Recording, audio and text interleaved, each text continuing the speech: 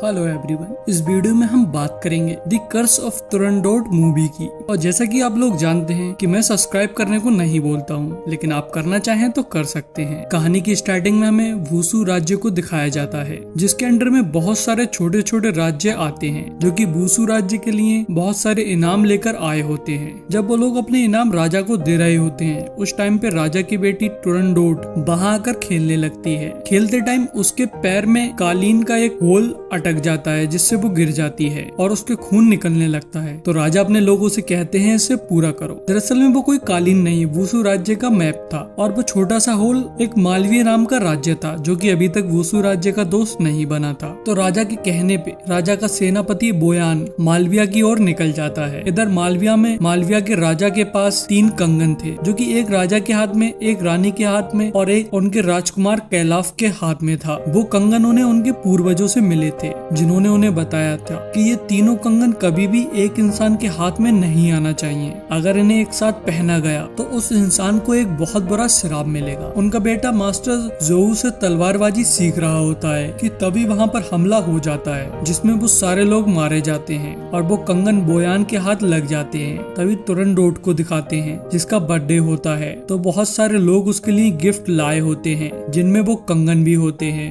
वो उनमें से 2 कंगन एक एक हाथ में पहन लेती है और तीसरा कंगन अपने पिता को जाकर देती है। तो उसके पिता उसके हाथ में से वो दोनों कंगन उतार कर वो तीनों कंगन एक साथ उसके हाथ में पहना देते हैं, जिसके कुछ देर बाद वो कंगन तुरंडोट के हाथ को जकड़ लेते हैं और उसके बहुत दर्द होने लगता है। अचानक से उसको सारे कलर दिखना बंद हो जाते हैं और वो बेहोश हो जाती है। इधर मास्टर जोऊ राजकुमार को लेकर वूसू में आ जाते हैं, जहाँ आकर उसे पता लगता है कि उसकी बीवी मर चुकी है और उसकी बेटी ल्यूयर काफी बड़ी हो गई थी। इधर महल में एक तांत्रिक राजा को बताता है कि ये कंगन 15 की उम्र के बाद ही उतारे जा सकते हैं, और वो भी राजकुमारी के प्रेमी के द्वारा। हर कंगन में एक पहेली है, जिसका सही जवाब उनके प्रेमी को देना होगा। अगर जवाब गलत हुआ तो उनके प्रेमी की जान चली जाएगी। साथ ही वो बताता है कि ये कंगन राजकुमारी का खून चूसते रहेंगे। 18 साल की उम्र तक इन्हें अगर नहीं उतारा गया तो वो मर जाएंगी। जिसके बाद राजकुमारी के जन्म पर आतिशबाजी की जाती है, जो कि काफी खूबसूरत और कलरफुल थी, लेकिन तुरंडोट को तो वो ब्लैक एंड व्हाइट में दिख रही होती है। इधर मास्टर ने राजकुमार का नाम नील रख दिया था, क्योंकि उसकी आंखें ब्लू थी। वो दोनों लोग भी नीचे से आतिशबाजी देख रहे होते हैं। तभी हमें कई साल बाद का टाइम दिखाया जाता है, जहाँ नील आतिशबाजी का पाउडर बनाने की कोशिश कर रहा होता है कि तभी वहाँ पर ल्यूयर आ जाती है और उसे आतिशबाजी का पाउडर बनने वाले कारखाने में लेकर जाती है, जहाँ साई परिवार की आतिशबाजी का पाउडर बनाया जाता था। वहाँ सबके लिए जाना मना था। उन दोनों को वहाँ कुछ सिपाही देख लेते हैं, तो वो दोनों उनसे भागते हुए एक गुफा में छिप जाते हैं। वो गुफा नहीं, एक रास्ता होता है, तो वो उसकी ओर चल देते हैं। इधर सेनापति बोयान राजकुमारी तुरंडोट को तलवारबाजी सिखाने आया था, लेकिन तुरंडोट मना कर देती है। तो वो कहता है ये राजा का हुक्म है। तभी राजकुमारी उसे अपनी पावर दिखाती है, जो कि उसे उन कंगन से मिली थी, जिससे वो बहुत तेजी से भाग सकती थी। उसके बाद वो लोग लड़ते हुए बाहर चले जाते हैं, जहाँ बोयान राजकुमारी को पकड़ लेता है। कि तभी उस रास्ते से नील वहाँ आ जाता है और उससे कहता है कि तुम कैसे इंसान हो जो कि एक औरत को मार रहे हो। तभी नील उससे लड़ता है, तो बोयान पहचान लेता है कि नील को जोऊ ने सिखाया है। वो बताता है जोऊ और बोयान का मास्टर एक ही था।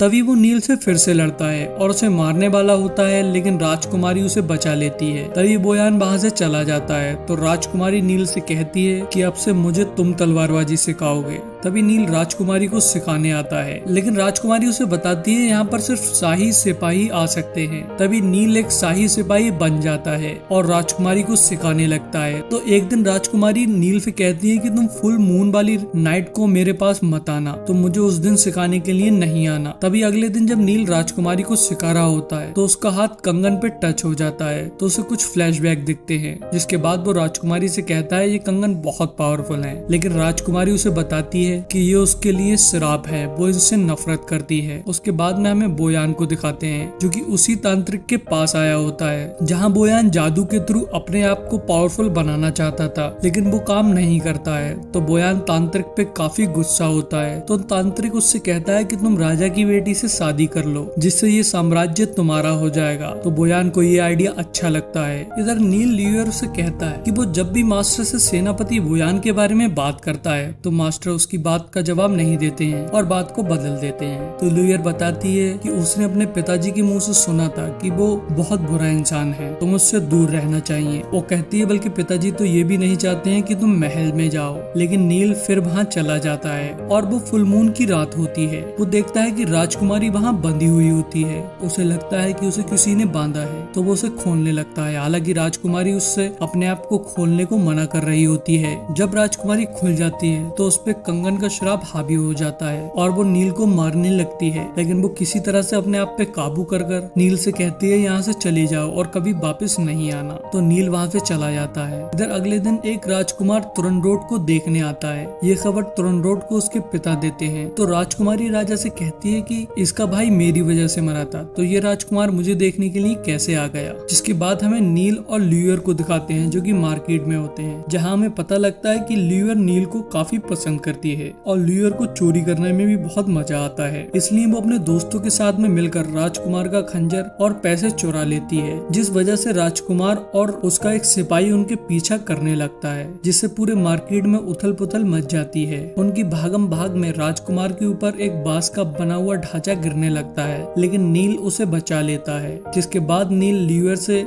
उसका खंजर और उसके पैसे भी वापस दिलवा देता है, जिससे राजकुमार काफी खुश होता है और वो नील को अपना भाई मान लेता है। इसके बाद राजकुमार राजकुमारी से मिलने जाता है, जहाँ राजकुमारी का फेस ढका हुआ होता है। तो वो उससे अपना फेस दिखाने को कहता है और उसे देखने के लिए काफी करीब जाता है और उसके करीब जाकर उस पे खंजर से हमला कर देता है। लेकिन राजकुमारी अपनी पावर से उसे रोक लेती है और उसे वहीं बांध देती है। दरअसल में राजकुमार उससे अपने भाई का बदला लेने आया था, जिसके बाद उसे राजा के सामने पेश किया जाता है। तो राजा उससे कहते हैं कि अगर तुम तीनों पहेलियों का सही जवाब दे दो तो मैं तुम्हें छोड़ दूंगा। लेकिन राजकुमार कहता है कि अगर तुम्हें मुझे मारना है तो मार दो। तभी राजकुमारी के कंगन का रिफ्लेक्शन नील के ऊपर पड़ता है, जिससे उसे कुछ याद आने लगता है, जहाँ बहुत सारे लोग मारे जा रहे होते हैं। तभी अचानक से नील कहता है कि उन कंगन की पहेलियों का जवाब मैं दूंगा। तो सारे लोग उससे पूछते हैं वो ऐसा क्यों कर रहा है। तो वो बताता है कि राजकुमार ने उसे अपना भाई माना है, इसलिए वो अपने भाई को बचाना चाहता है। तो सारे लोग उसकी बात को मान लेते हैं। उसे बताया जाता है कि अगर एक भी जवाब गलत हुआ तो उसे मरना होगा, लेकिन वो फिर भी राजी हो जाता है। जिसके बाद उसे एक जगह बैठाकर राजकुमारी उससे सवाल पूछती है कि ऐसी कौन सी चीज है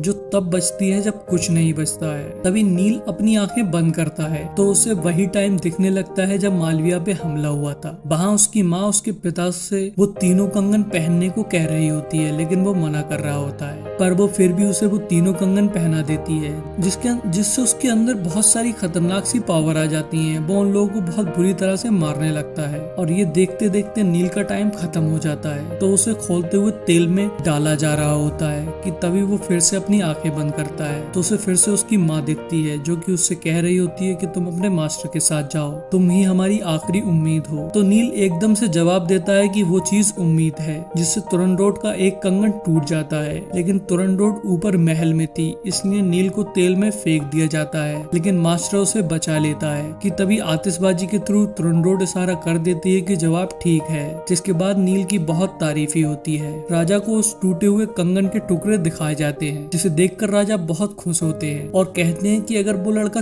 तीनों जवाब सही दे देगा तो इससे कोई भी फर्क नहीं पड़ता है कि वो कौन है, मैं उसकी शादी राजकुमारी से कर दूंगा। ये सुनकर बोयान को बहुत गुस्सा आता है। वो उस कंगन में से एक टुकड़ा चुरा लेता है और अपने एक आदमी को हुक्म देता है कि कल चाहे वो लड़का सही जवाब दे या गलत जवाब दे, लेकिन आतिशबाजी नहीं होनी चाहिए। तभी अगले दिन उससे दूसरा सवाल पूछा जाता है, जिसके बाद वो फिर से अपनी आंखें बंद करता है, जहाँ वो देखता है कि उसके पिता बोयान के लोगों को मारने के बाद में अपने लोगों को भी मार रहे होते हैं। वो कंगन का श्राप उन पे उस तरह से हावी हो गया होता है कि उन्हें अपने लोगों में और दुश्मनों में कोई फर्क पता नहीं चल रहा होता है। उसकी माँ उसे मास्टर के साथ भेज देती है कि तभी उसका बाप उसकी माँ को भी मार देता है, जिसके बाद उसका टाइम खत्म हो जाता है। वहाँ बारिश हो रही होती है। नील को 1000 कट लगा के मारने की सजा दी जाती है। जब उसके कट लगा रहे होते हैं तो वो अपनी आंखें बंद करता है, जहाँ उसे दिखता है कि उसकी माँ को मारने के बाद में उसके पिता ने खुद को भी मार लिया। वहाँ सब तरफ खून ही खून होता है। तो वो एकदम से जवाब देता है कि दूसरी पहेली का जवाब खून है,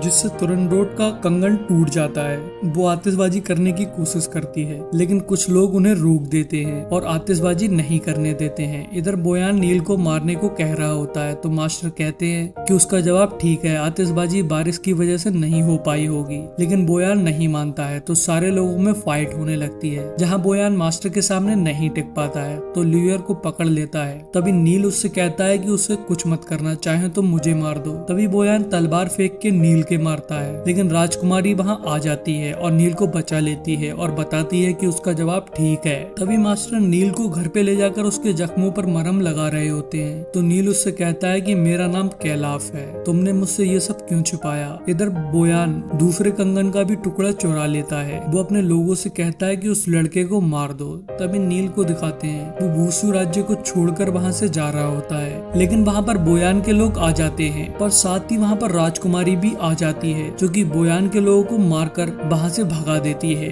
वो नील से कहती है तुम कहाँ भाग रहे हो, तुमने अपना वादा तोड़ा है। तो नील कहता है वादे अपनों से निभाए जाते हैं न कि दुश्मनों से। तो राजकुमारी उससे रिक्वेस्ट करती है कि वो उसकी पहेली को सुलझा दे, लेकिन नील ऐसा नहीं करता है। वो खुद ही उसकी तलवार को अपने भोग लेता है, पर बेहोश होते टाइम वो एक वर्ड बोलता है जो कि पहेली का आंसर था, जिससे तुरंडोट का आखिरी कंगन भी टूट जाता है और वो भी बेहोश हो जाती है। जब उसकी आँख खुलती है तो उसे सारे कलर नजर आ रहे होते हैं और नील भी बच जाता है क्योंकि उसका दिल राइट साइड पर होता है। तो ल्यूयर बहुत खुश हो जाती है। तभी तुरंडोट नील के पास आती है और उसे बताती है कि कल उनकी शादी है। तो नील उससे कहता है कि मैंने तुम्हारी सारी पहेलियों का जवाब दिया है, अब तुम्हें मेरी एक पहेली का जवाब देना होगा, तभी मैं तुमसे शादी करूंगा। तो तुरंडोट कहती है कि चाहे वो जो भी हो मैं तुम्हें उसका जवाब जरूर दूंगी। नील उससे कहता है तुम्हें ये पता लगाना होगा कि मैं कौन हूँ और कहाँ से आया हूँ। इधर बोयान उन तीनों कंगन की टुकड़ों की मदद से फिर से उस रिचुअल को करके बहुत पावरफुल बन जाता है। उसकी बॉडी खुद ही कुछ सेकंड में हील हो जाती है। उसके तलवार से कट मारने पे वो कट बहुत ही आसानी से हील हो जाते हैं। अब बोयान को सिर्फ उस कंगन का मालिक ही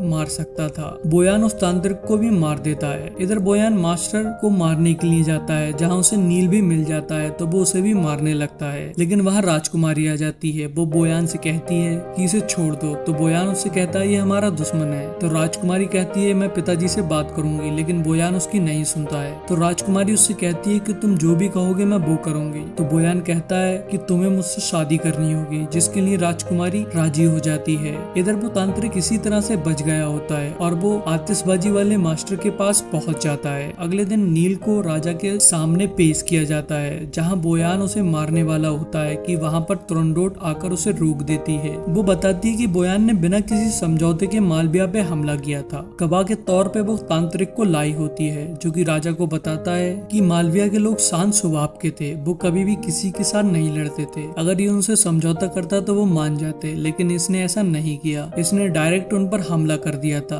तभी बोयान तांत्रिक को मार देता है। इसके बाद वो गद्दारी पर उतर आता है। वहाँ पर ज्यादातर उसके ही सिपाही होते हैं। वो लोग उनसे फाइट करने लगते हैं, जहाँ मास्टर घायल हो जाते हैं क्योंकि बोयान पे किसी भी तलवार का असर नहीं हो रहा होता है। तभी नील और राजकुमारी आतिशबाजी वाली गुफा में चले जाते हैं, जहाँ बोयान भी उनके पीछे आ जाता है और उनके बीच में बहुत खतरनाक फाइट होती है। बोयान बहुत ज्यादा पावरफुल बन गया था, इसलिए वो लोग उसे मार नहीं पा रहे होते हैं। बोयान तुरंडोट को एक पंच मारता है, जिससे उसका खून निकल आता है और वो ब्लड तलवार पे लग जाता है। और तभी वही तलवार नील बोयान के भोग देता है। जहाँ उसकी बॉडी पर तुरंडोट का ब्लड पड़ता है, उस जगह पर उसकी पावर काम नहीं करती है और वो तलवार उसके अंदर भुग जाती है। क्योंकि तुरंडोट उन कंगन की मालिक थी, इसलिए बोयान जलकर वहीं मर जाता है। उसके बाद में तुरंडोट भी नील की गोदी में अपना दम तोड़ देती है। इसके बाद में नील वहाँ से अपने राज्य मालविया चला जाता है, जो कि ल्यूयर को बहुत बुरा लगता है। और नील अपने माता पिता की तरह अपने राज्य को संभालता है और उन्हें आतिशबाजी सिखाता है। और यही हमारी मूवी का एंड हो जाता है।